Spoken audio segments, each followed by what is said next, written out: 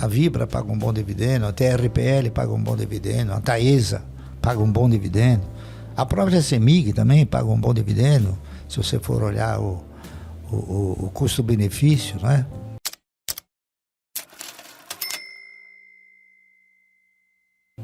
A Klabin também a R$4 paga um bom dividendo, tá entendendo?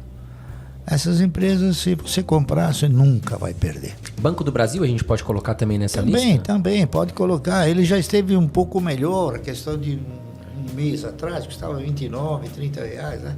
Agora ele evoluiu para uns 36, mas ainda assim o valor patrimonial dele é acima de 55, quer dizer, a relação preço-patrimônio, ela está muito desajustada, né? E veja bem, o Banco do Brasil é uma empresa que ela distribui um payout, um dividendo, melhor do que os demais bancos. O único banco que chega um pouquinho perto dela é o Santander, tá entendendo? Que paga um pouco menos e custa mais ou menos o mesmo preço. Mas os outros bancos pagam bem menos. Nossa, você não faz ideia quanto menos. Uma ascensão forte, mas o problema do banco é que o brasileiro não tem grana. Tá entendendo?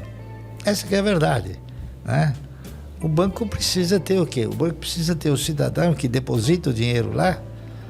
Então, os bancos digitais, eles estão oferecendo tantos benefícios, né? Que o cara não precisa de dinheiro. Então, eles estão crescendo à luz do quê? À luz de novas parcerias, mas de parcerias de pessoas que não têm recurso. Olha, o fundo imobiliário... A exemplo de todos os fundos, eles não geram um bom resultado para o cidadão. Os fundos imobiliários, eles estão lastreados em quê? Na locação de lajes, corporativas ou não. O nosso país, ele tem uma indecisão muito forte com relação aos agentes econômicos.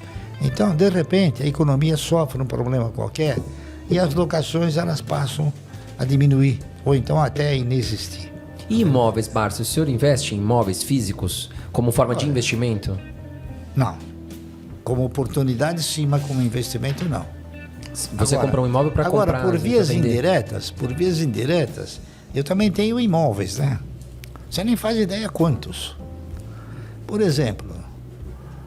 Você sabia que a Klabin tem inúmeras fazendas e uma delas tem 62 quilômetros de comprimento por 57 de largura? Não sabia. Então, é imóvel. Viações você tem imóveis, né? Então, só que é um imóvel que se presta para quê? Se presta para servir, para fazer um florestamento e um reflorestamento que ele é o quê? Ele tem uma rotatividade extraordinária. Então, indiretamente, eu invisto em algum imóvel, mas não... diretamente. Entendi. Tá entendendo? Agora, imóvel, ele é bom dentro da questão oportunidade.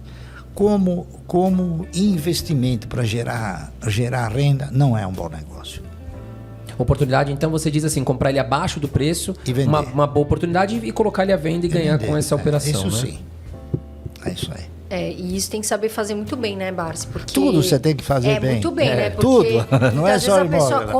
Tudo, né? Porque às vezes a pessoa compra o imóvel, mas ela não vê que tem tem os juros, ela fala que é dela, mas não é, porque na verdade o imóvel é do banco. Ela financiou lá tantos anos e aí de repente eu estou partindo do princípio que você comprou o imóvel e não fez nenhum financiamento. Porque comprar imóvel financiado é pior ainda. Aí piorou o negócio. Pois é, e tem muito brasileiro que acaba perdendo. A nossa estrutura no Brasil, se você for pegar histórico, e é verdade, até o Banco Nacional da Habitação quebrou. Sabia disso? Que era o que financiava os imóveis, né?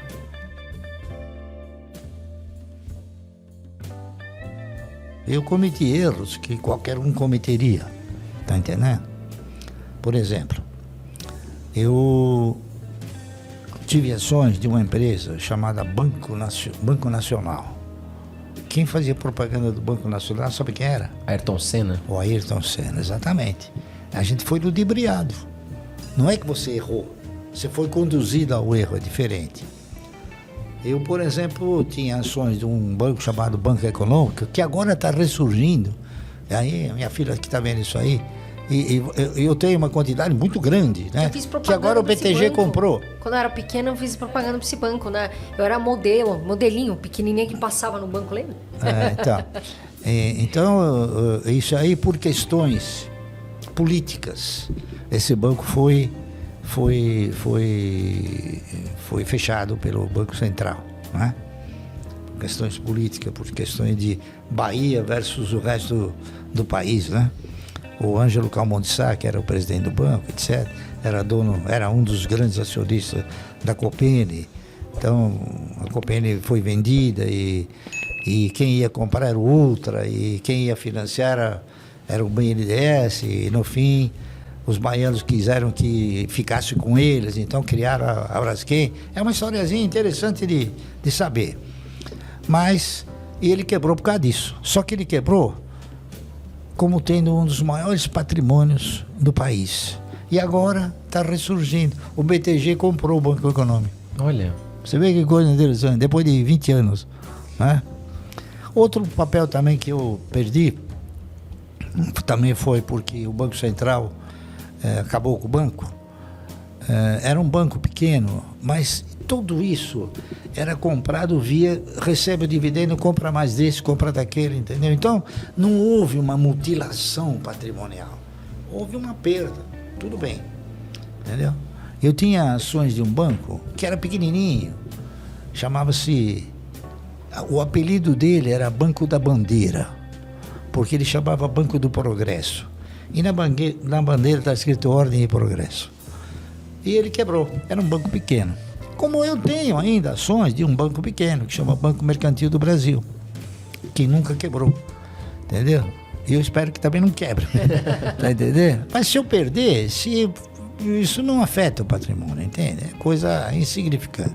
Como foram insignificantes as demais perdas. Aliás, foram perdas que não se consolidaram. Por exemplo, o Banco Econômico, eu comprei as ações do Banco Econômico em virtude do seguinte: eu sou uma pessoa que eu leio as atas, né? Eu leio tudo, eu não leio só o título, eu leio o texto. Em um belo dia eu vi um título escrito assim, eu não tinha ações do Banco Econômico, eu vi assim: o Banco Econômico está chamando uma subscrição, você sabe o que é uma subscrição, né? Sim. Uma subscrição a 1,20, custava 60 centavos. Eu falei, bom, mas não faz sentido. O cara que vai fazer uma subscrição é um burro. Vai pagar o dobro? Então, aí eu já imaginei. Bom, aí o Ângelo Calmon de Sá chamou para ninguém subscrever e ele né? Aí eu li o texto, falei, pô, mas isso aqui é uma cama de gato. Né? Por quê? Porque era 1,20, mas você podia pagar em 12 vezes sem juros. Nossa, eu nunca vi isso. São coisas que acontecem no mercado, que você só vai saber se você ler o texto. Se você vê o título, você não faz. Aí eu cheguei no Banco Econômico, que era aqui onde hoje tem a Bolsa, a B3 comprou, na rua João Brícola, onde tem um portão enorme, que tem umas moedas enormes. Era o Banco Econômico, no subsolo, departamento de ações. Aí eu cheguei lá, tinha um senhor, eu disse para ele o seguinte: olha, eu vi que o Banco Econômico está produzindo uma subscrição. Ele falou, tá. Eu falei, é que eu não tenho ações do Banco Econômico, né? E eu gostaria de subscrever. Ele falou, quantas o senhor quiser. Porque ninguém ia subscrever a 1,20, será que custava 50 centavos? Exato. Porque a maioria não leu.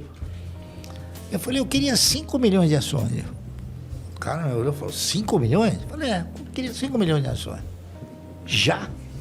Então ele me deu o direito de subscrever 5 milhões de ações a 1,20 em 12 parcelas. Né? É claro que isso daí foi projetado para o controlador, né? Então o que aconteceu? Eu paguei a primeira parcela, antes de vencer a segunda parcela, o banco já deu um dividendo de 60 centavos, já pagou 2 ou 3 parcelas. Antes de vencer os 12, eu já tinha ganho em cima do banco, porque as ações então ficaram de graça. Então eu não perdi nada, entendeu? Aí peguei muito, fiquei um monte de tempo recebendo dividendo, comprando outros papéis, né? E é isso aí. Isso é um belo dia o governo chegou e falou, olha, eu vou fechar o banco. Fechou o banco. Agora vai reabrir. Então quer dizer que até nisso eu vou ter sorte. Olha. Que alguma coisa... quanto é que vai ser, Luiz? Eu não tenho ainda. Bom, eles estão pleiteando pagar para os minoritários R$10, né? E para pagar para o controlador 14. E os minoritários estão se organizando aí para fazer com que também eles recebam 14. Algo que ninguém esperava que ia voltar, do nada... Era um defunto. O mundo dá voltas, né? De um dos tipos de touro, né? De uma das raças, né? O malhado, o preto, o marrom, né? O touro de ouro, ele lembra assim muito a estrutura egípcia antiga, né? Que era tudo de ouro. Eram deuses de ouro que nunca resolveram nada, né?